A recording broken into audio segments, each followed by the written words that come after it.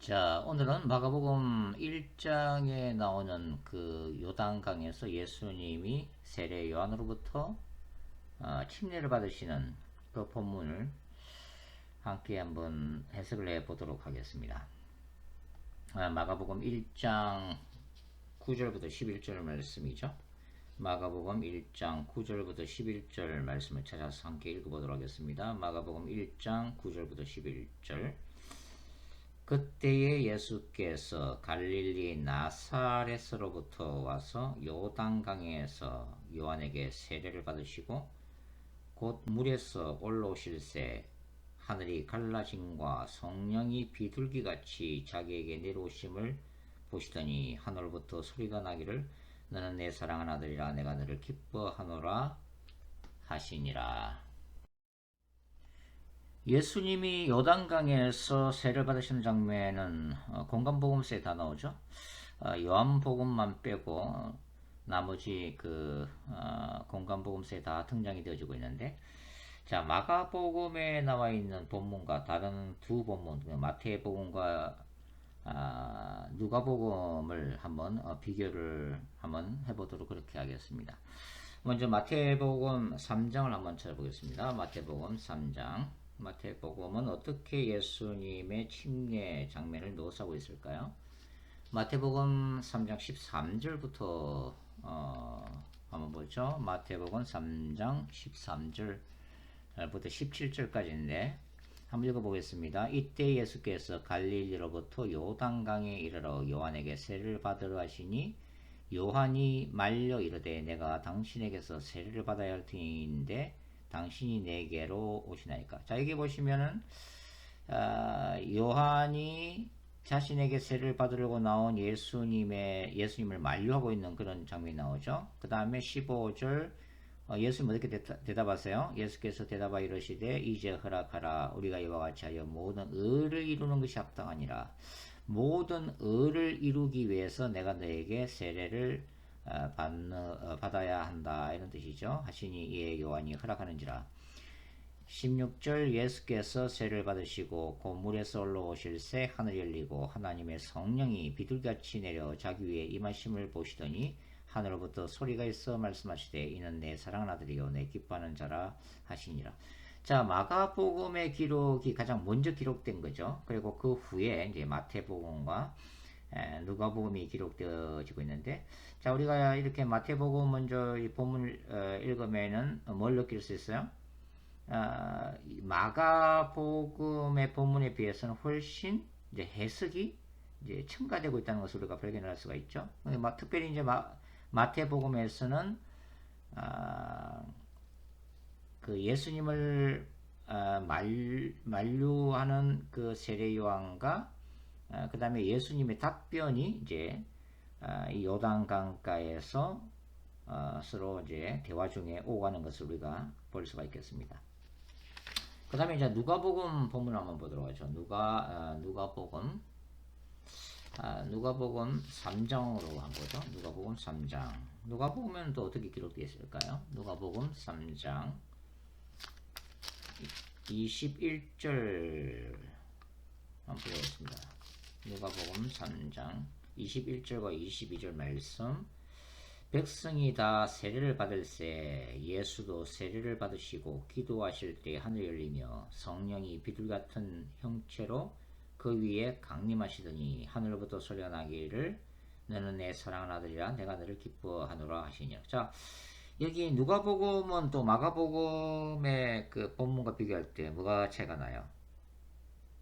그렇죠? 21절에 기도하실 때라고 특별히 누가 본문에서만 또 이렇게 기록이 되어 있는 구절을 우리가 발견할 수가 있죠. 그러니까 이 누가복음 사실 누가문서, 누가복음과 사도행전 이 누가문서는 특별히 기도를 강조하는 그런 복음서이기도 하죠. 그러니까 누가에 따르면 예수님이 세례를 받으시고 그분이 기도하실 때에 그때에 하늘이 열렸다라는 것을 이제 강조하고 있는 거죠.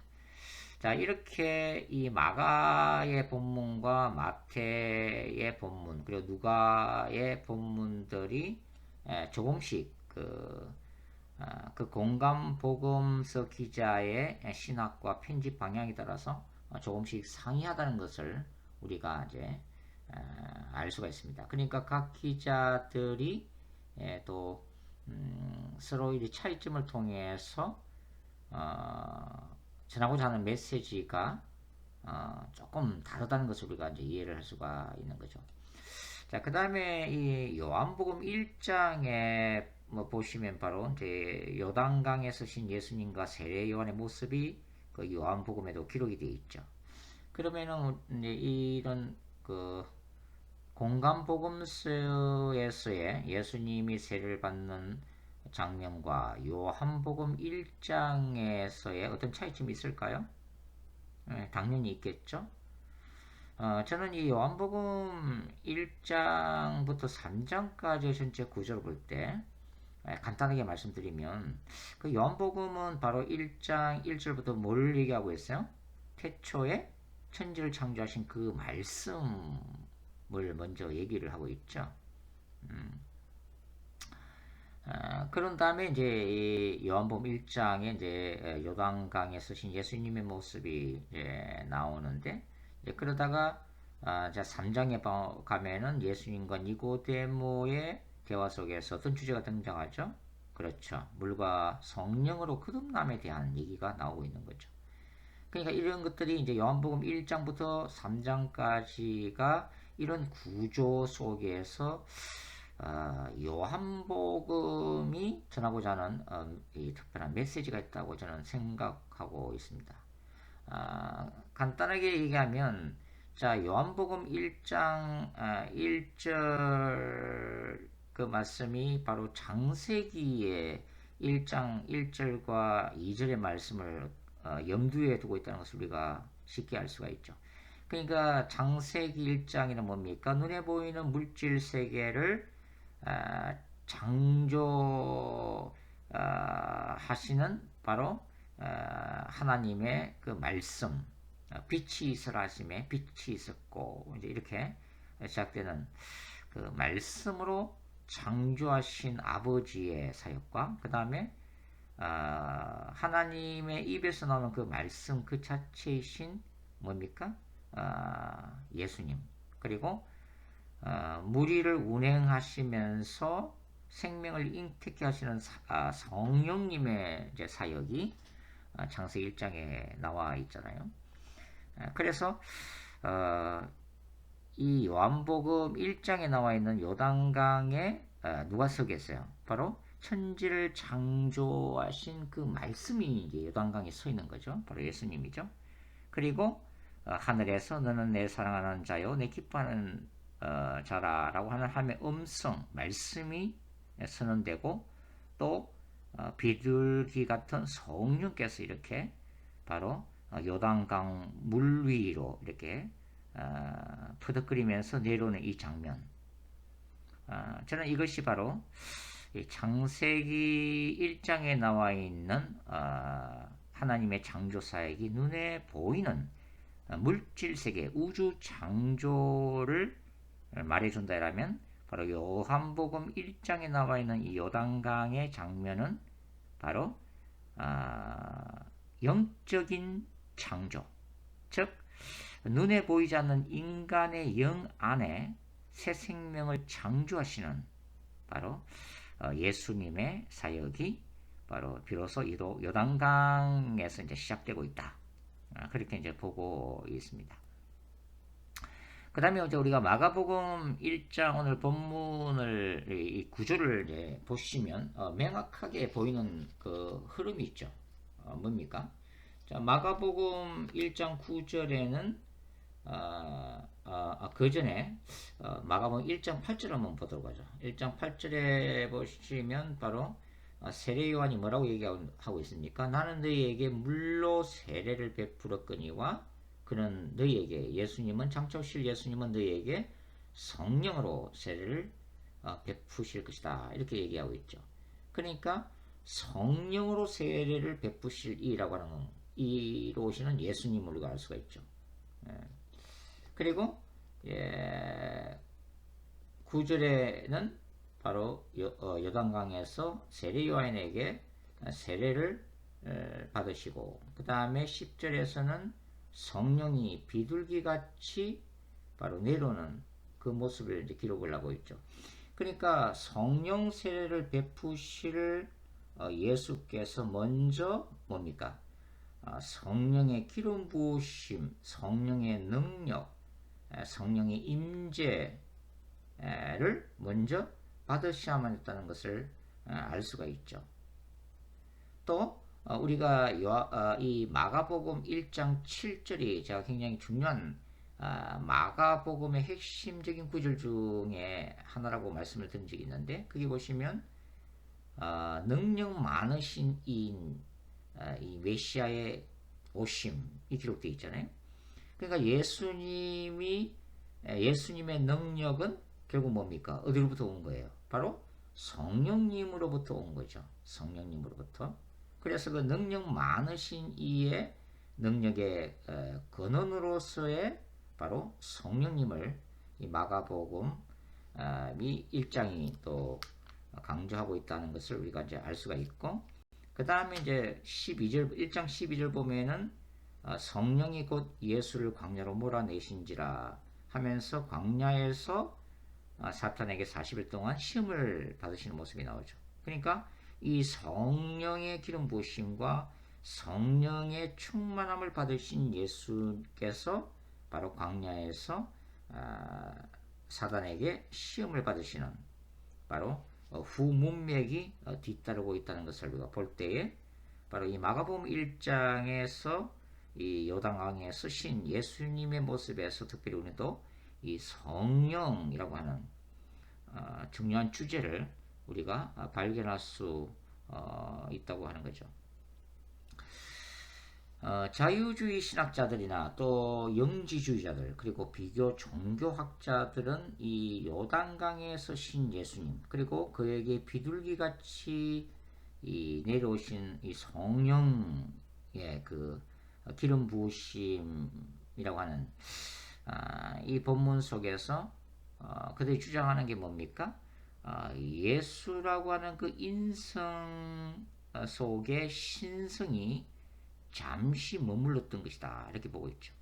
그러니까 인성이 신성으로 덧입혀지고 예수님이 십자가에 못 박힐 때 그 신성이 떠난 것이다 라고 이제 해석을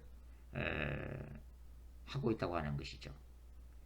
결국은 뭡니까? 이제 이러한 영지주의 또는 UAG 사상에서는 바로 예수께서 깨달음을 통해서 신성이 덧입혔다라고도 주장하기도 하고, 또 인간 예수, 역사적 예수가 이 성령의 능력에 의해서 신적인 능력을 발휘한 것이다 라고 또 주장하기도 한다고 하는 거죠.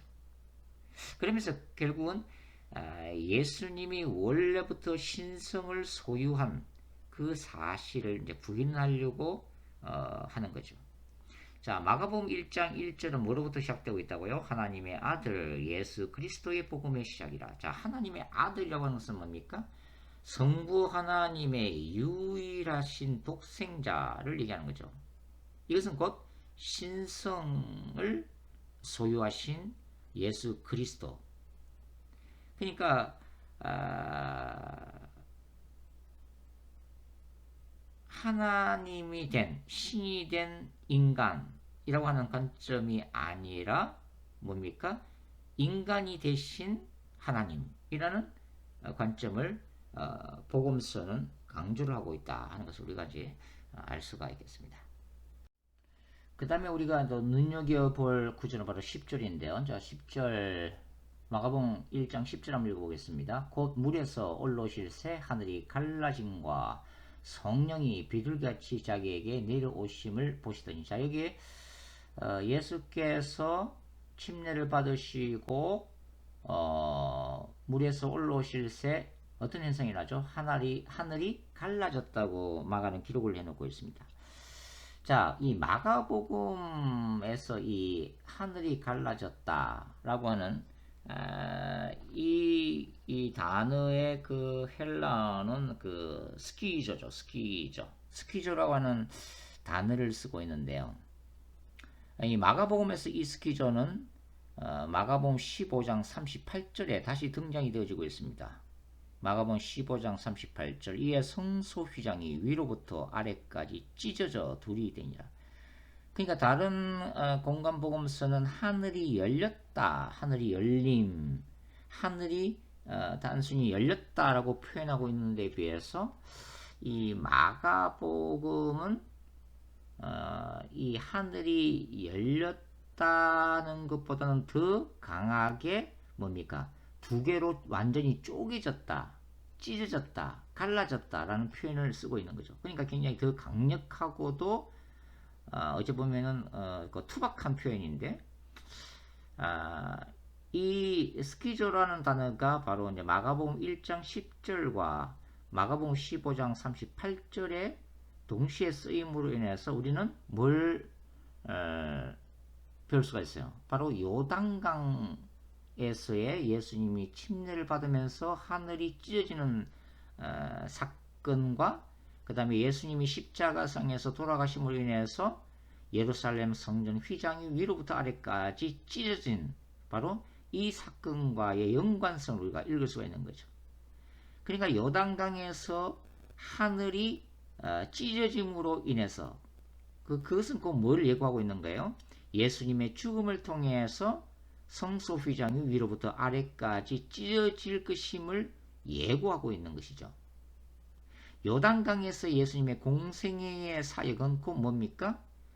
성소 휘장을 찢게 만드는, 그래서 죄인된 인간이 예수 그리스도의 보혈을 통해서 이제 뭡니까? 영적인 지성소, 하나님의 임재 앞으로 직접 나아갈 수 있는 새로운 길, 전혀 새롭고 놀라운 은혜의 문이 열리게 되는 것을 예고하고 있다고 하는 것입니다.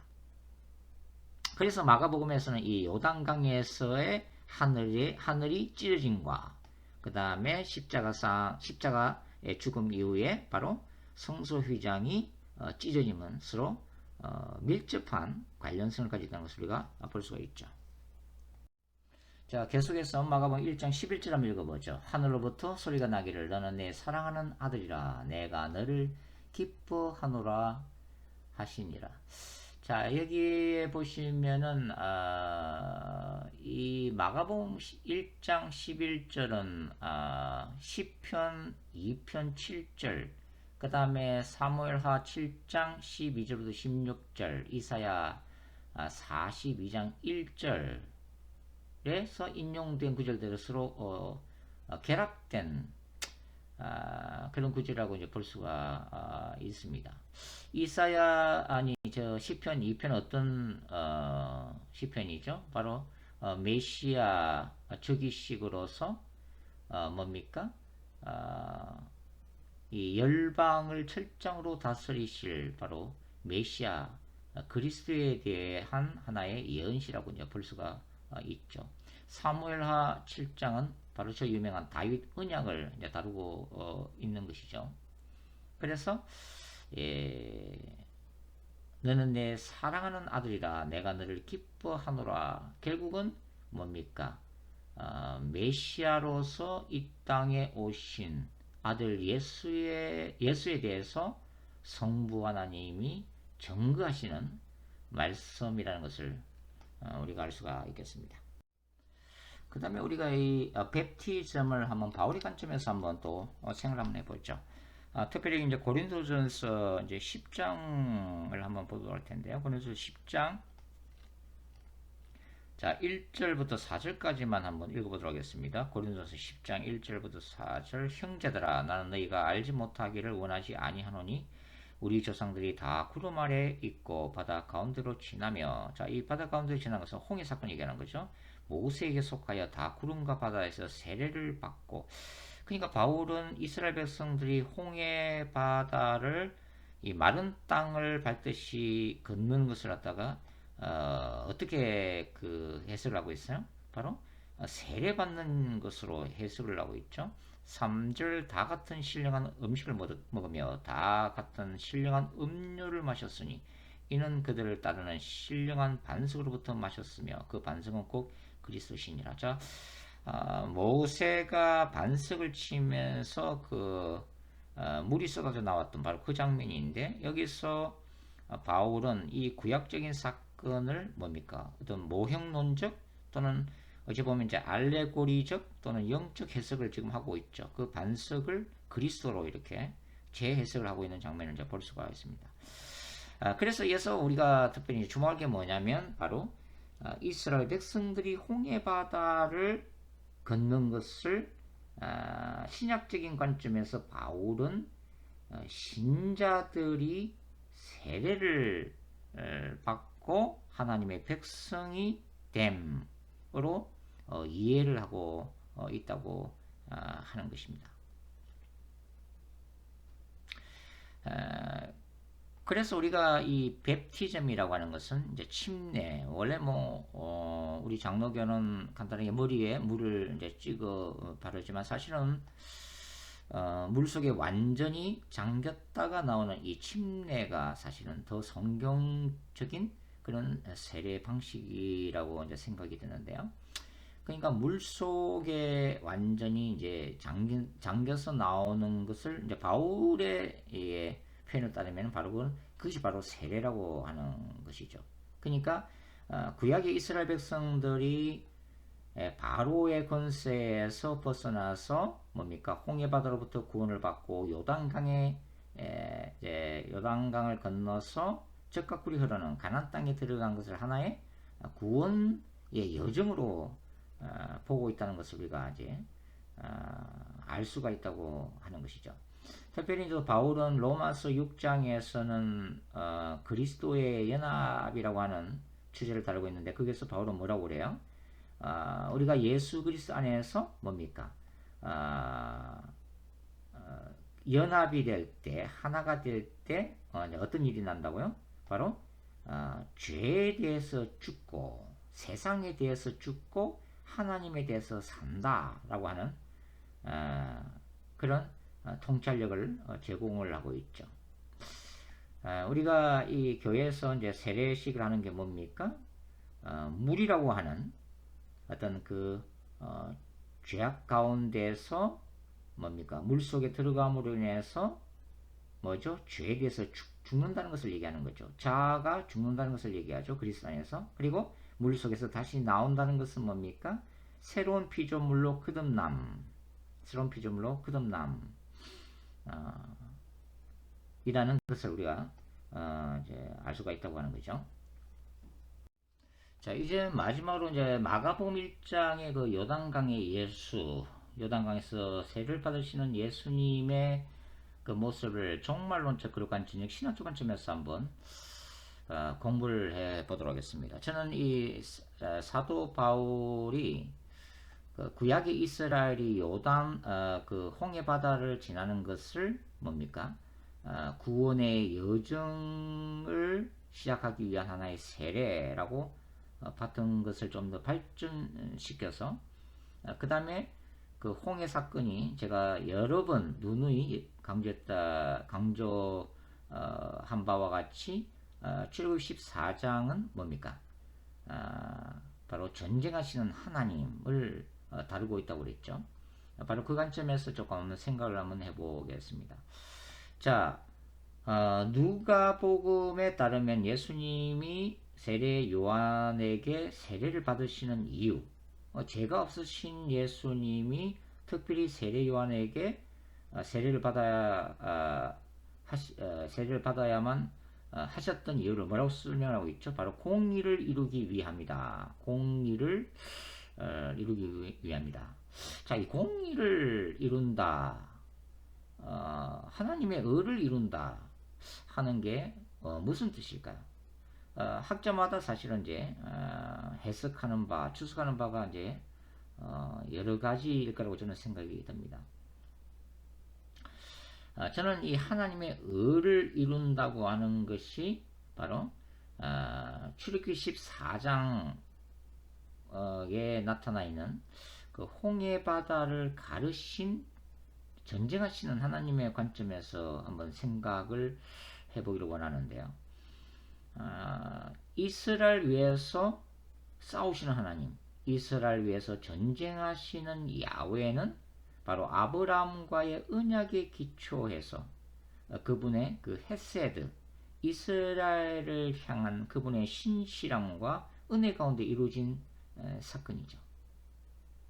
하나님의 의라고 하는 것은 바로 언약에 기초한 하나님의 신실하심과 헤세드라고 저는 생각을 하고 있습니다.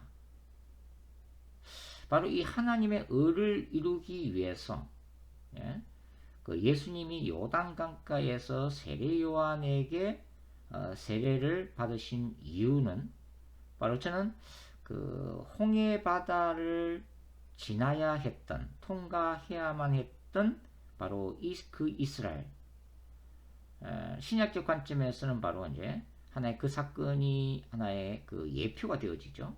모형론적으로 보면 예표가 되어지는데, 바로 예수님은 그 홍해 바다 속에 이스라엘 자신과 동일시 했다고 저는 생각하고 있습니다. 그러니까 예수님이 요단강가에서 세례를 받으시는 것은 바로 홍해 바다를 지나는 이스라엘을 상징적으로 보여주고 있다고 하는 거죠. 물론 예수님의 이러한 침례는 이 이스라엘에만 국한된 것은 아니죠.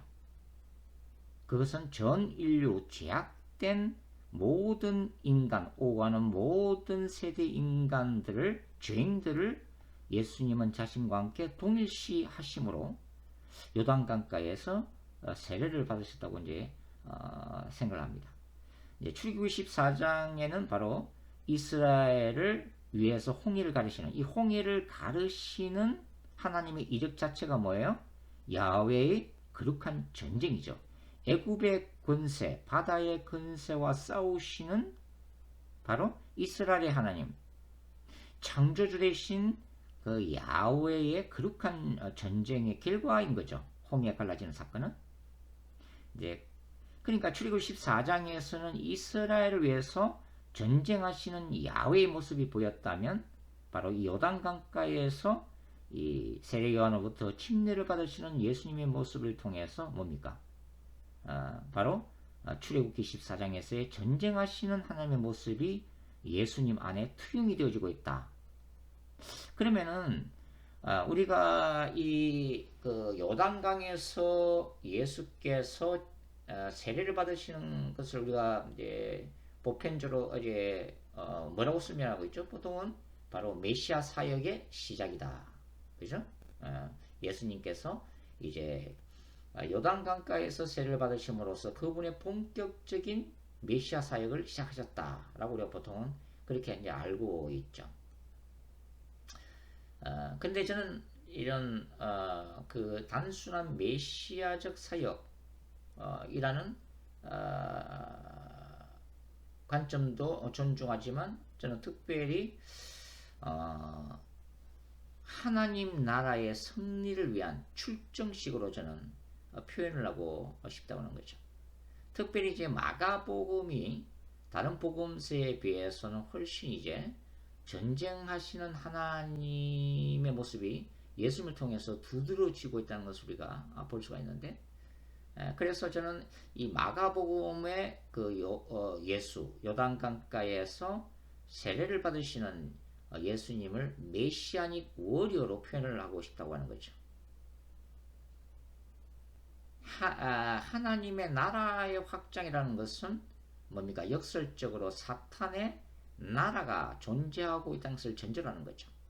그 사탄의 나라를 깨뜨리기 위해서 인간의 죄악과 사탄의 권세에 쌓아 올려진 그 사탄의 나라를 깨뜨리기 위해서 능력 많으신 예수님이 오셔야만 했고, 그분은 성령의 능력으로 마가복음의 전반부에서는 뭐죠? 구약에서 야훼 거룩한 전쟁에서의 기사와 표적으로, 후반부에서는 그 능력 많으신 이 예수께서 아버지의 뜻에 순종하심으로 묵묵히 십자가를 지셨지만 궁극적으로 부활하심으로 죄와 사망의 권세를 깨뜨리고 승리하신 승리자 예수를 마가복음이 그려내고 있다고 보고 있기 때문에, 바로 마가복음 1장에 나타나 있는 이 예수님의 모습은 바로 하나님의 나라를 확장하기 위해서 성령의 능력을 덧입으신 메시아닉 워리어의 모습이 바로 요단 강가에서 나타나고 있다. 그렇게 저는 여러분에게 좀 설명을 해드리고 싶습니다. 자, 그래서 우리가 교회에서 이제 세례식을 하고 있지만, 자, 세례의 가장 기본적인 개념은 뭐예요? 물 속에 잠겼다가 물 밖으로 나오는 이 세례는 뭘 의미한다고요? 나의 옛자를 십자가에 못 박고 그리스도 안에서 새로운 자, 새로운 피조물로 거듭난다는 것을 얘기를 하는 거죠. 그리고 물 속에 잠김으로 인해서 이 죄악을 뭡니까? 십자가에 못 박고 이제는 하나님을 향해서 새로운 생명으로 다시 태어나는 것을 의미를 한다는 거죠. 거기서 좀 더 나아가서 제가 설명드린 방식대로 말씀을 드리면 바로 신자들이 교회에서 세례를 받는 것은 뭐예요? 바로 사탄의 나라와 싸우기 위한 바로 십자가 군병이 되는 그 첫걸음이 바로 세례식이다. 저는 그렇게 표현을 하고 싶습니다. 예수께서 성령의 능력으로 사단의 나라를 깨뜨리시고 승리하셨듯이 이제는 예수님으로부터 하나님의 영광과 그 이름을 드러내기 위한 이 거룩한 전쟁터로 신자들은 부름을 받았고, 바로 그 출정식이 바로 교회에서 베풀어지는 세례식이라고 저는 여러분에게 말씀을 드리고 싶습니다. 감사합니다.